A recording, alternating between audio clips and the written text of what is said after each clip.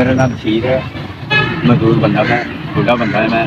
मेरे को काम नहीं ना, मैं अड्डे च आना 10-12 दिन तो मैंने काम नहीं मिलिया।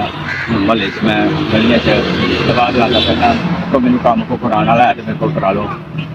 बाकी घर चकना तो ਉਹਦੇ 'ਚ ਕੋਈ 1-2 घर मिल जाता है, बंदा ऐसा कोई 2-4 छुट्टियां मिल जाता है। उस तो बाद फिर 2-4 छुट्टियां मैं घर लै जाना। 10-12 दिन तो 15 दिन तो कोई काम नहीं मिलिया तो बहुता मजबूर हो गया कि तो आना भुखन भाड़ा बहना, भुखन भाड़ा वापस घर लौटना, ना कोई काम लभदा ना कोई रोटी लभदी है। 4 बच्चे ना, बेगम है, किराए ते मकान है ते मैं बड़ा मजबूर है। दसो मैं बंदा किधर जावे, काम लभदा नहीं। अल्लाह ते डोरियां सुट्टियां ना, कोई अल्लाह तआला को मदद कर सके। दवारां लाई दियां ना, तो 1-2 आदमी मिलता है तो काम करांदा, 2-4 रुपया मैनूं मिल जाता है।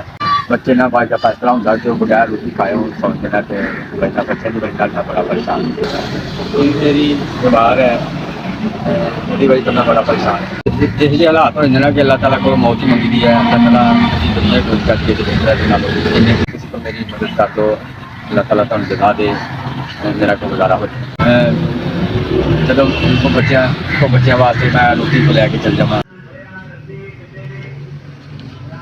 SVS ਤੁਹਾਡਾ 4000 रुपया मैनूं मिलिਆ।